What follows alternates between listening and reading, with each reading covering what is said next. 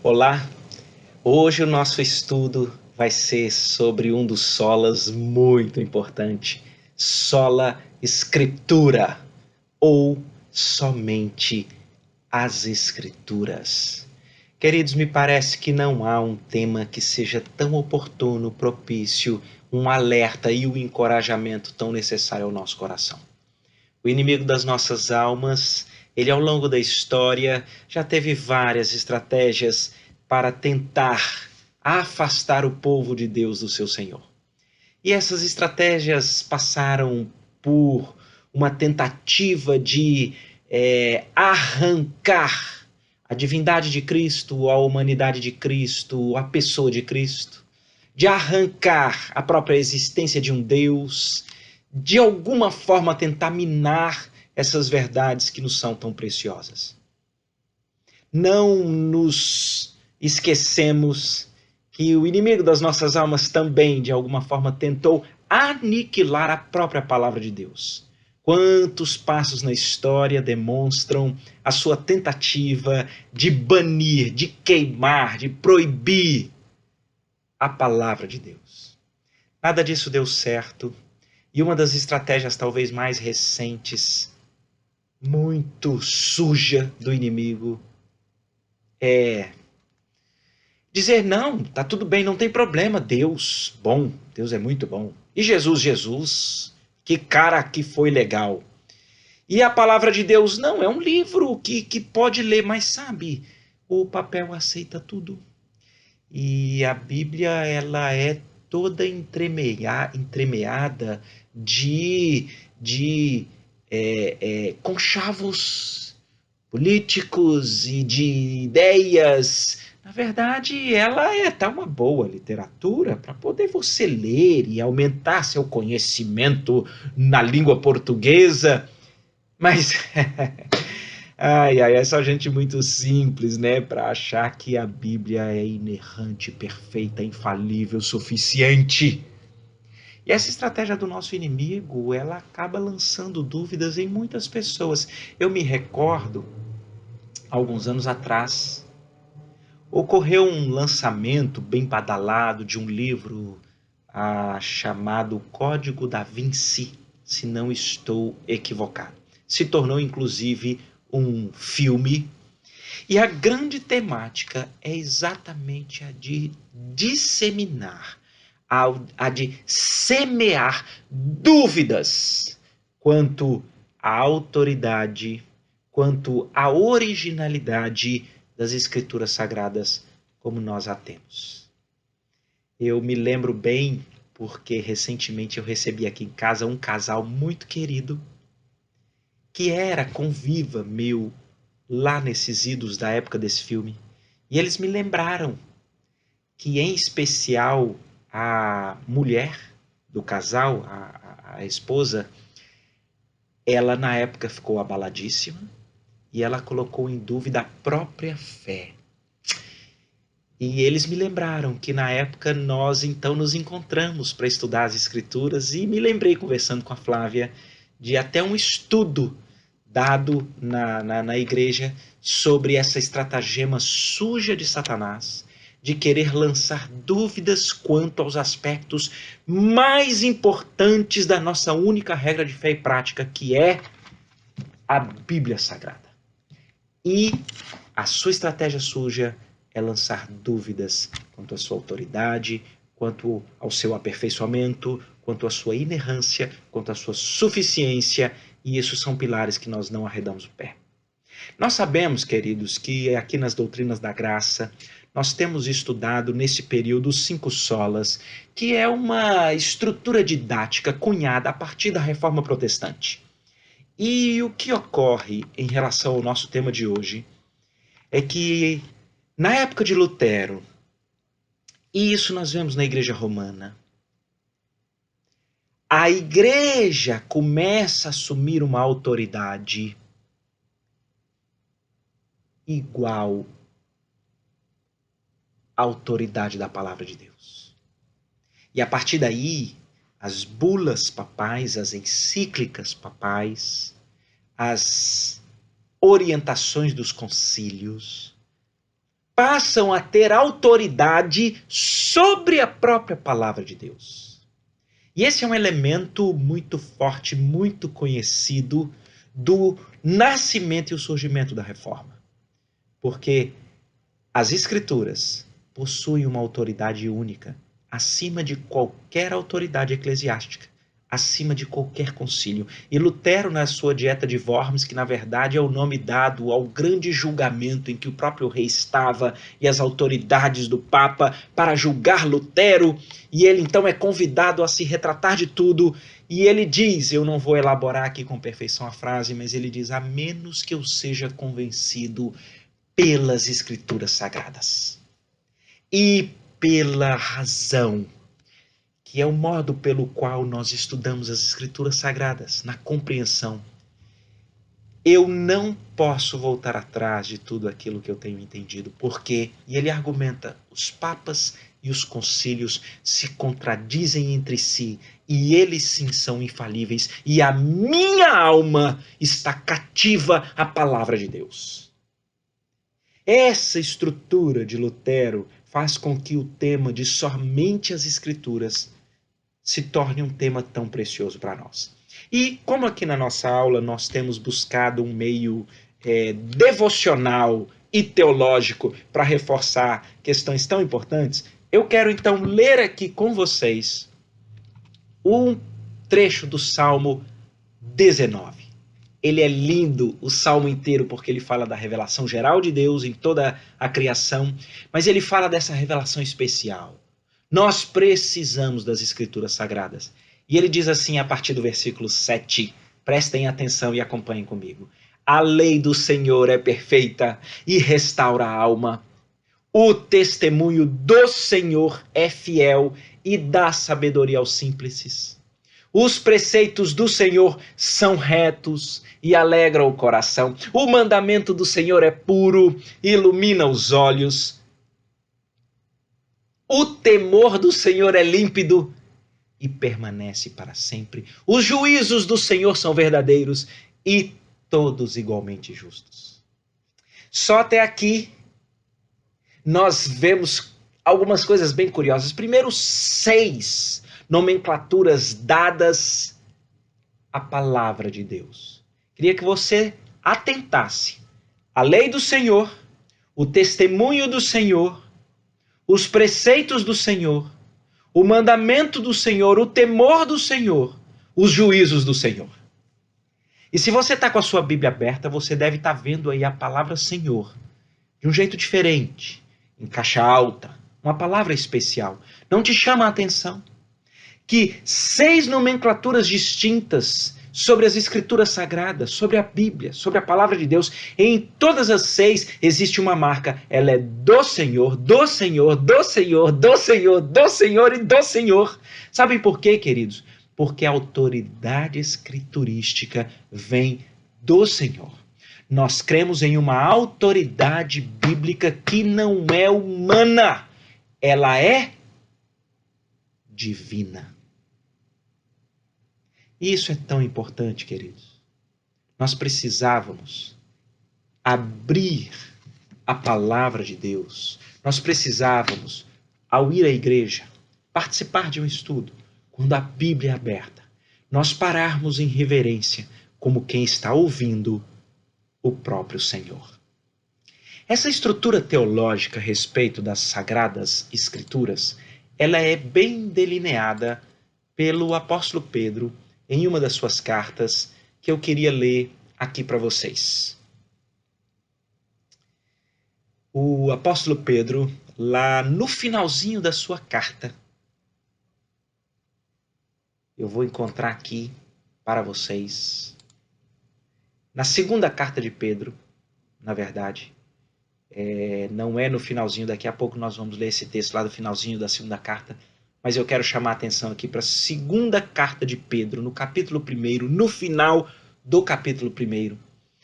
Ele fala que ele estava lá, ele estava vendo, ele estava no Monte da Transfiguração. Versículo 16. Porque não vos demos a conhecer o poder e a vinda do nosso Senhor Jesus Cristo seguindo fábulas engenhosamente inventadas. Mas nós mesmos fomos testemunhas oculares da sua majestade, pois ele recebeu da parte de Deus honra e glória, quando pela glória excelsa lhe foi enviada a seguinte voz, isso é Monte da Transfiguração: este é meu filho amado, em quem me comprazo. E também essa mesma voz lá no batismo, mas no Monte da Transfiguração, Pedro estava junto. Ora, versículo 18, esta voz vinda dos céus, nós a ouvimos quando estávamos com ele no Monte Santo. Acompanhem comigo. Temos assim tanto mais confirmada a palavra profética, e fazeis bem em atendê-la, como a uma candeia que brilha em um lugar tenebroso, até que o dia clareie e a estrela da alva nasça em vosso coração, sabendo primeiramente isto, que nenhuma profecia da Escritura provém de particular elucidação, porque nunca jamais qualquer profecia foi dada por vontade humana. Entretanto, homens santos falaram da parte de Deus, movidos pelo Espírito Santo. Veja que coisa preciosa. O apóstolo Pedro está dizendo da onde vem a autoridade apostólica para escrever as palavras da profecia como do Senhor. Eles andaram com Cristo, estiveram com Cristo. Ele dá um exemplo aqui, esteve no Monte da Transfiguração. Ele diz, portanto, nós temos assim mais confirmada a palavra profética. Os apóstolos foram chamados a serem o firme fundamento, a doutrina dos apóstolos, pela qual a igreja do Senhor Jesus caminharia, mas não pelos apóstolos. Porque aqui nós temos a teologia a respeito do que nós como igreja entendemos sobre a palavra de Deus. Nenhuma profecia das Escrituras vem de uma particular elucidação, de uma capacidade e virtude humana, mas foram homens santos que falaram da parte de Deus movidos pelo Espírito Santo. A palavra de Deus ela é inspirada pelo Espírito Santo e ela é escrita por homens, por isso que ela tem nuances das características de cada um, porque Deus usa cada um, mas não com particular elucidação, mas sim falando da parte de Deus em uma inspiração movida pelo Espírito Santo. É por isso que, voltando ao nosso texto do Salmo 19, nós podemos ver que a Bíblia ela é do Senhor, do Senhor, do Senhor, do Senhor, do Senhor, do Senhor, 6 vezes. E nós vemos então ainda lá no Salmo 19, 6 qualidades, adjetivos da palavra de Deus. Vamos a eles? Ela é perfeita. Ela restaura a alma. Ela é perfeita. Ela é fiel. Ela é reta. Ela é pura. Ela é límpida. Ela é verdadeira. Essa é a palavra de Deus. É uma completude de qualidades. E aí nós temos 6 efeitos, por assim dizer. Ela restaura a alma. Ela dá sabedoria aos simples.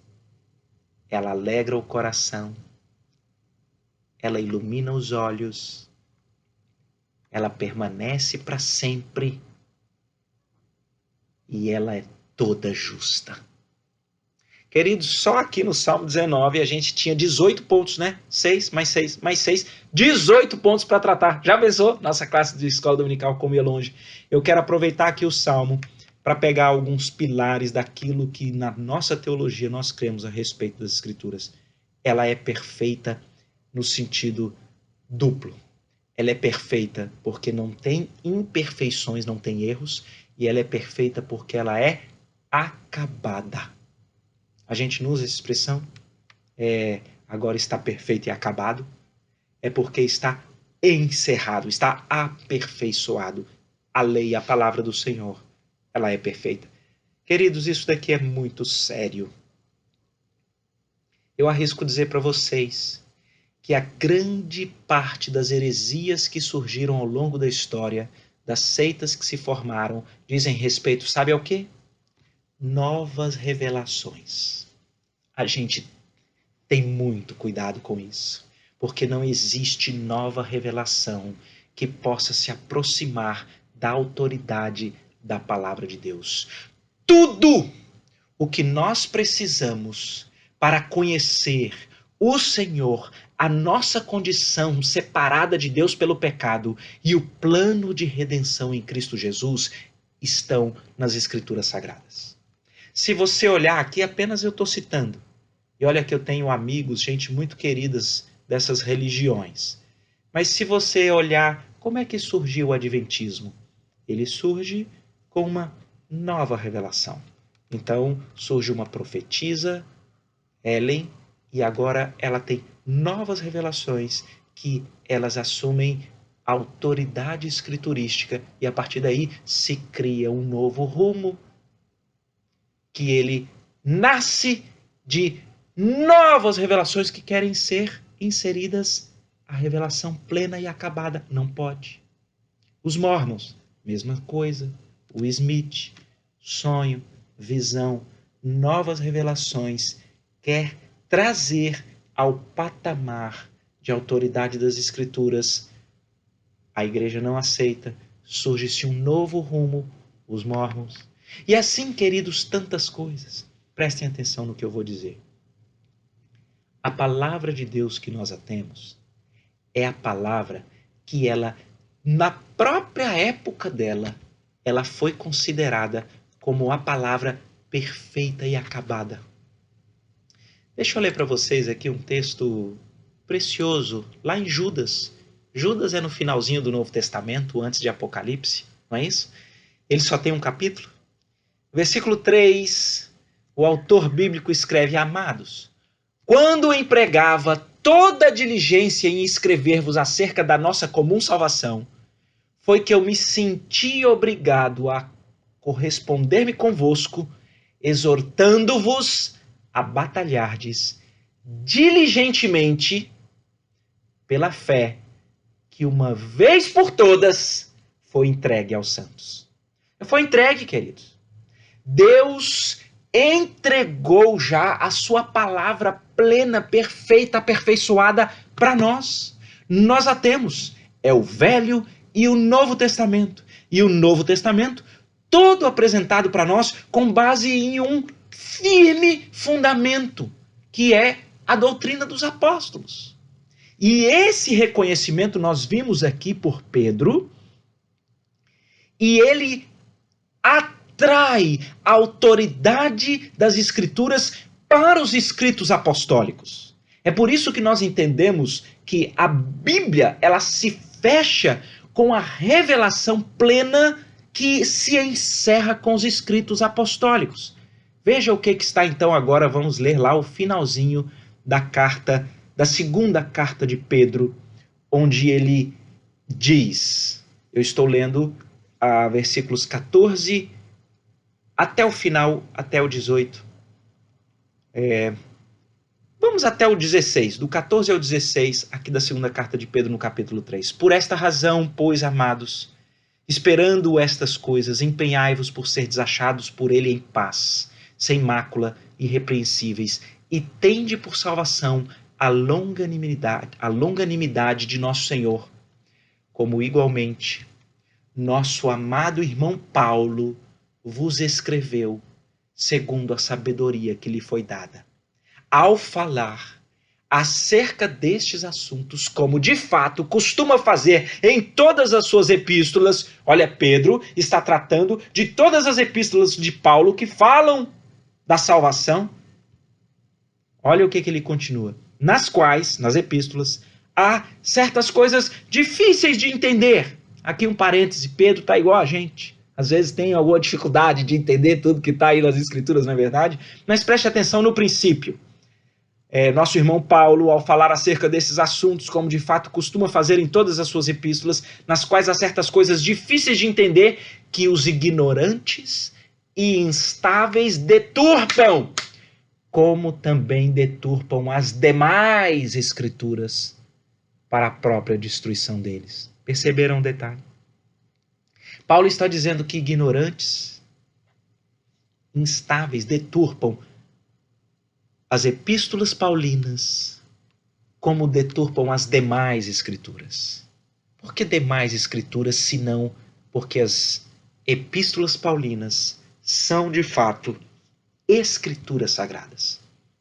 Então, o apóstolo Pedro entende que os apóstolos tiveram esse comissionamento de serem, então, usados por Deus, como nós já lemos aqui antes, para, na instrumentalidade do Espírito, nos deixarem a palavra de Deus. E esse assunto é tão sério que o apóstolo Paulo, em Gálatas, tem um dos textos mais fortes a respeito do perigo de se aceitar qualquer nova revelação, qualquer adendo que seja por qualquer autoridade religiosa com autoridade de palavra de Deus. Veja o perigo. Gálatas capítulo 1, versículo 6. Abram lá. Admira-me, isso é Paulo escrevendo aos Gálatas, admira-me que estejais passando tão depressa daquele que vos chamou na graça de Cristo para outro evangelho, o qual não é outro, senão que há alguns que vos perturbam e querem perverter o evangelho de Cristo. Mas, ainda que nós, ou mesmo um anjo vindo do céu, vos pregue evangelho que vá além do que vos temos pregado, seja maldição. Assim, como já dissemos, e agora repito, se alguém vos prega evangelho que vá além daquele que recebestes, seja anátema, maldição. Vocês estão entendendo a relevância do peso do aperfeiçoamento das Escrituras que nós temos pelos apóstolos? Ainda que se diga que veio um anjo do céu, ou ainda que se diga que o próprio apóstolo Paulo apareceu e pregue, olha a expressão, qualquer coisa além do que nós temos pregado, isso é maldição. Queridos, a palavra de Deus é perfeita, é completa, e ninguém tem autoridade para acrescentar além ou para retirar da palavra de Deus. Isso é tão importante porque alguns julgam que na palavra de Deus você tem que então tirar. Vocês acreditam que eu assisti um vídeo de um pastor que no passado foi um pastor muito querido? Ele passou por um processo de queda muito complicado e no seu retorno ele então, de alguma forma muito estranha, tem seguido caminhos muito esquisitos. Ele foi colocado numa saia justa por uma pergunta e eu entendi a saia justa que ele ficou. Mas a opção que ele teve para responder, ela é perigosíssima, ela é terrível. Veja a história. Ele recebe em um programa desses gravados a seguinte narrativa, alguém dizendo, eu estava para me matar. E eu então, ouvindo uma mensagem do Evangelho, em que se dizia que o Evangelho pode trazer esperança a um coração destruído, eu resolvi então fazer o teste. E naquele dia o pregador dizia, leia os Evangelhos. E eu fui ler. E fui sendo tomado por essa esperança. E foi sendo levado para longe esse meu desejo de morte. Mas depois que eu terminei os Evangelhos e eu fui ler Romanos, eu li os capítulos 9 e 10 de Romanos e falando sobre um Deus que elege, que escolhe, que dá misericórdia a quem quer, mas ele endurece quem ele quer. Eu odiei capítulo 9 e 10 de Romanos, odiei. E aquilo me deu uma coisa ruim. E eu comecei a ficar triste de novo. E parece que agora eu estou de novo com esses pensamentos de morte. O que eu faço, pastor? E soltou essa bomba. E eu com muita tristeza vi aquele pastor numa saia justa, é verdade, mas com muita tristeza eu vi aquele pastor dizendo, olha, se você gostou tanto dos evangelhos, volte para os evangelhos. E, na verdade, Romanos 9 e 10, sinceramente,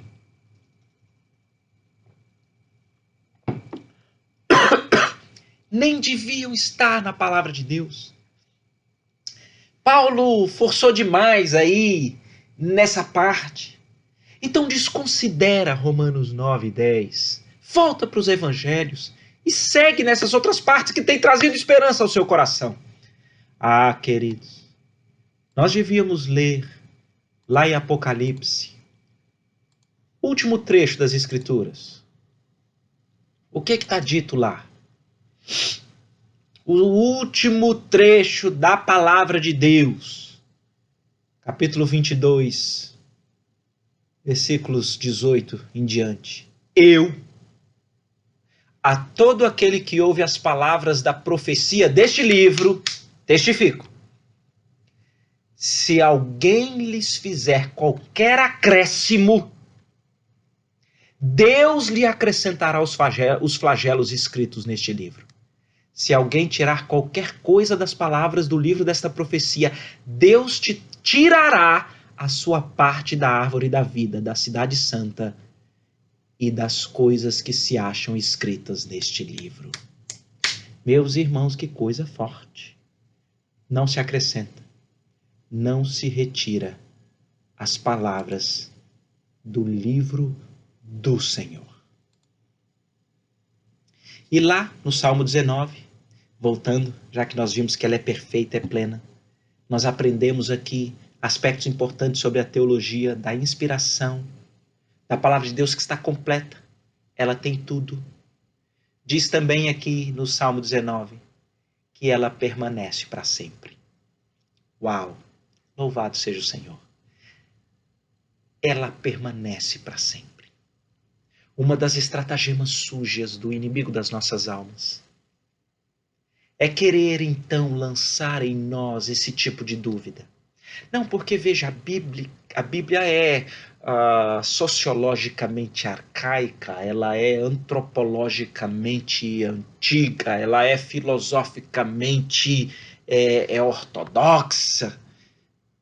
Na verdade, não é raro você encontrar várias pessoas que vão se dizer tementes a Deus, vão dizer que elas estudam a palavra de Deus, mas elas vão então dizer alguma parte, não é que nós estamos tirando isso das Escrituras, mas é que isso daqui funcionava ou valia para aquela época, para aquela sociedade, para a nossa não.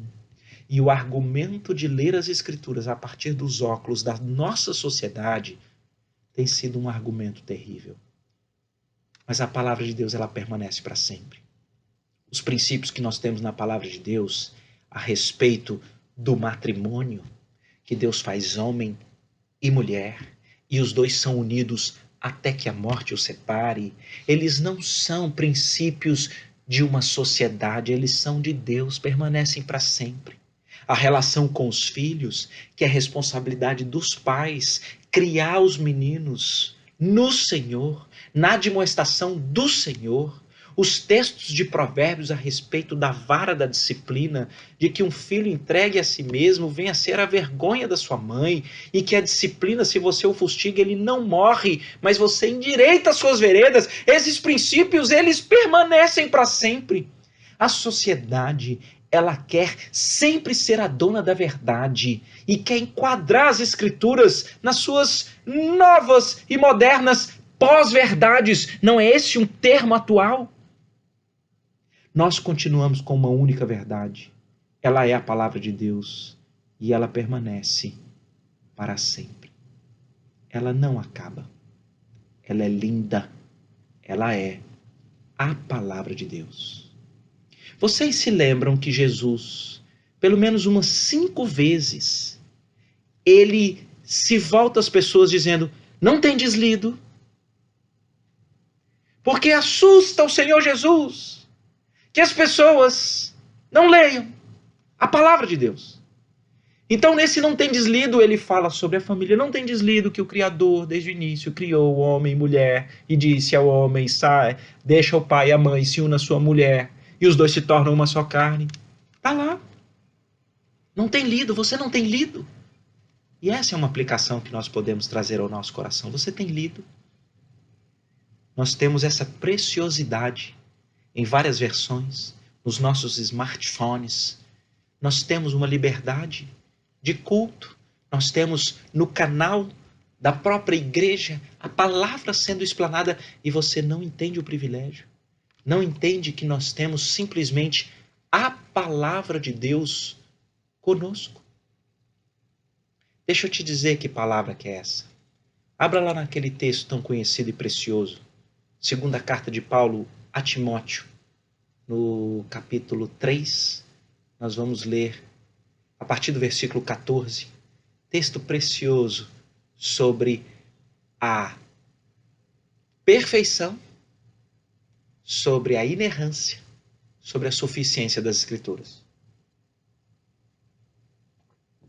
Diz assim a palavra de Deus: Tu, porém, permanece naquilo que aprendeste e de que foste inteirado, sabendo de quem o aprendeste, e que desde a infância sabe as sagradas letras que podem tornar-te sábio para a salvação pela fé em Cristo Jesus. Toda a Escritura é inspirada por Deus e útil para o ensino, para a repreensão, para a correção e para a educação na justiça, a fim de que o homem de Deus seja perfeito e perfeitamente habilitado para toda boa obra. Uau! Pega textos como esse e introjeta no coração.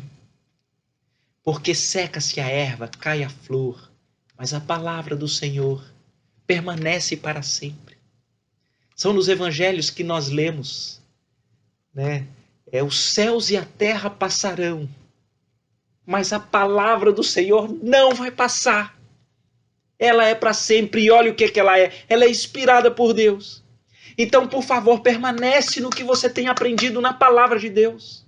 Busca aquilo que você tem sido inteirado e que você tem aprendido. Sabem por quê? Porque é a salvação que te torna sábio para a salvação pela fé em Cristo Jesus. Atenção! Sabe por quê que nós já falamos aqui sobre sola gratia, solus Cristo, sola fide, ou somente a graça, somente Cristo, somente a fé. Sabe por que já estudamos tudo isso? Porque tudo isso surge das Escrituras.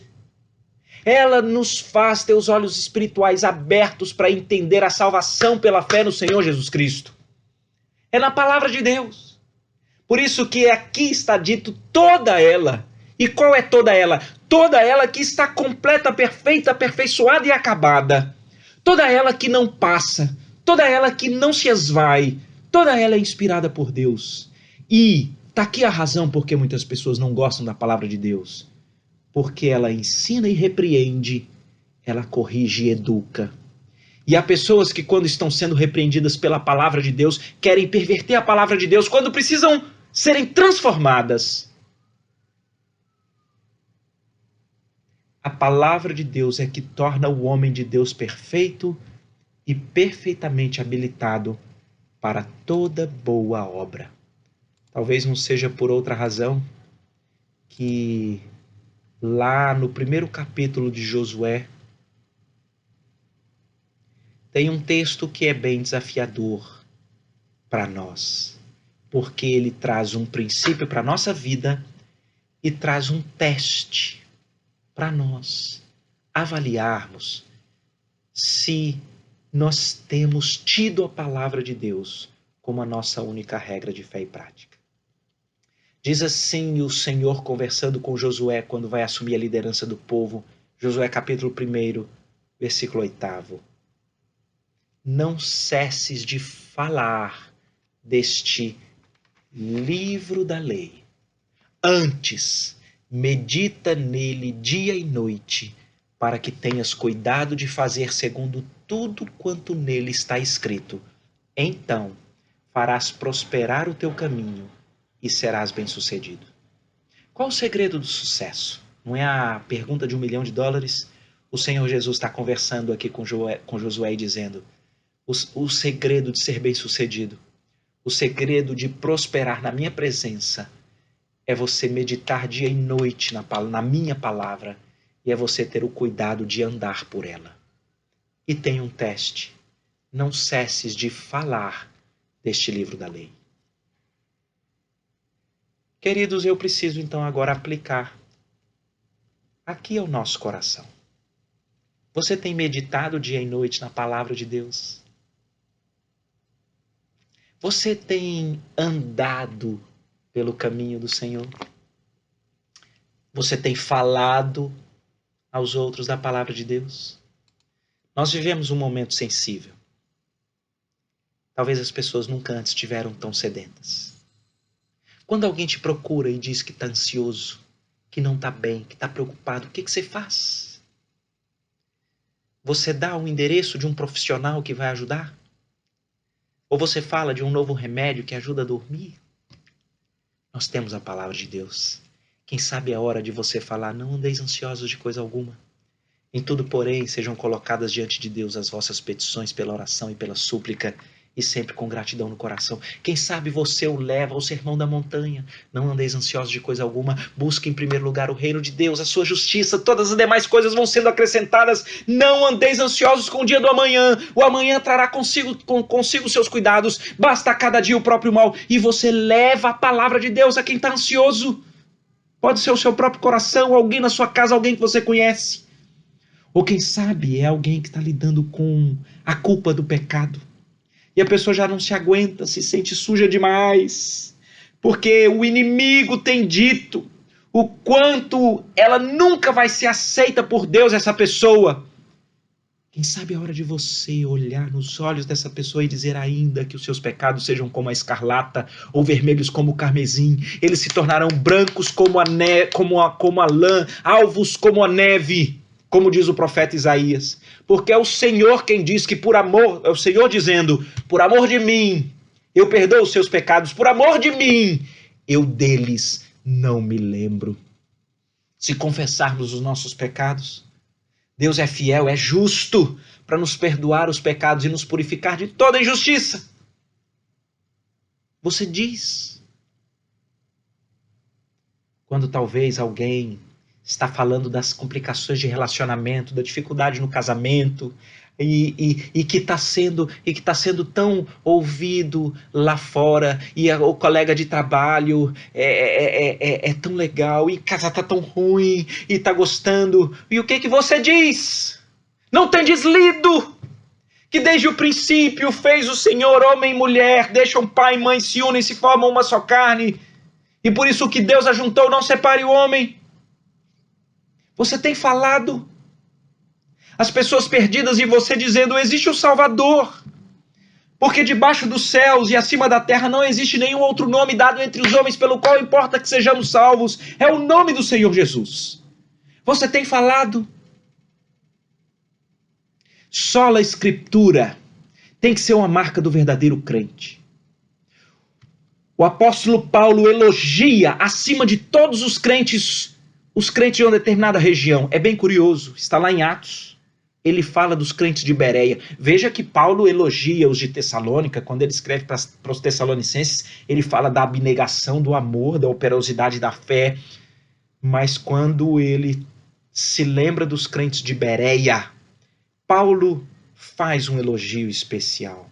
Ora, estes de Bereia eram mais nobres do que os de Tessalônica, porque receberam a palavra com toda avidez, mas examinavam as Escrituras todos os dias para ver se as coisas eram de fato assim. Paulo diz que o nobre para o crente é ouvir uma aula de um pastor, de um presbítero, de um membro da igreja, de um professor e conferir nas Escrituras. Porque ela é perfeita, ela é inerrante, ela é suficiente, ela é a nossa única regra de fé e prática. Me lembrei aqui agora que quando se instaurou-se a Assembleia de Westminster, lá em 1700 e alguma coisa, ela durou meses a fios. Foram mais de 1000 assembleias gerais, fora as reuniões das comissões. Os maiores teólogos da Inglaterra, do Reino Unido, e eles compilam toda a estrutura da reforma protestante que é a fidelidade às Escrituras e que são símbolos de fé que nós assinamos como Igreja Presbiteriana: a Confissão de Fé de Westminster, o Catecismo Maior e o Breve Catecismo de Westminster. E por que eu estou dizendo isso? Só para dizer que o primeiro capítulo, depois de 1000 assembleias, centenas de teólogos escrevem naquilo que é o nosso símbolo de fé, o primeiro capítulo é sobre a autoridade, inerrância, suficiência das Escrituras. O que você faz, queridos, com uma preciosidade dessa? Termino contando uma pequena história. No segundo livro dos Reis, talvez eu me equivoque, mas penso que capítulo 22, há a história do rei Josias. Ele começa a reinar aos 8 anos de idade, muito novinho. Mas é uma história linda, porque ele resolve fazer como se fosse, vou parafrasear aqui, uma faxina no templo. Então eles encontram as Escrituras Sagradas. Ela estava lá o tempo inteiro, mas estava empoeirada, estava esquecida, estava abandonada. Queridos, quando eles abrem o rolo, então agora quando eles começam a ler o rolo, tudo muda no reino e na nação. Eles começam a ler as Escrituras. O rei Josias é profundamente impactado com a palavra de Deus. E a nação começa a abandonar a idolatria, começa a abandonar os maus caminhos. A nação começa a se convergir para buscar o Senhor. E no reinado de Josias é um dos períodos que o reino do sul, o reino de Judá, tem um dos seus momentos mais especiais de relacionamento com seu Deus. Sabem por quê? Porque eles acharam o livro. Acha o livro. Medite no livro. Entenda e ande pelos seus caminhos. E você terá um alicerce firme. Você terá uma rocha. E você será ensinado a receber o presente da fé. Vocês se lembram que a fé vem pelo ouvir, e o ouvir da pregação da palavra de Cristo. E ela, meus amados, está somente nas Escrituras. Vá, e nós seremos alvos da graça do Senhor, que nos mostrará a sua obra redentora realizada em Cristo, nos livrando da ira e nos reconciliando com o Pai. E vá às Escrituras, porque por meio delas nós recebemos o presente da fé. Somente as Escrituras. Vamos orar? Deus querido, eu te louvo por essa aula, por essa oportunidade. Ó Deus, nos leve a tua palavra, a meditação, ao andar por ela e ao falar dela a todos com os quais convivemos. E que o teu nome seja proclamado e glorificado por intermédio das nossas vidas. Em nome de Jesus. Amém. Que o Senhor abençoe a todos e aplique a sua palavra. Abração.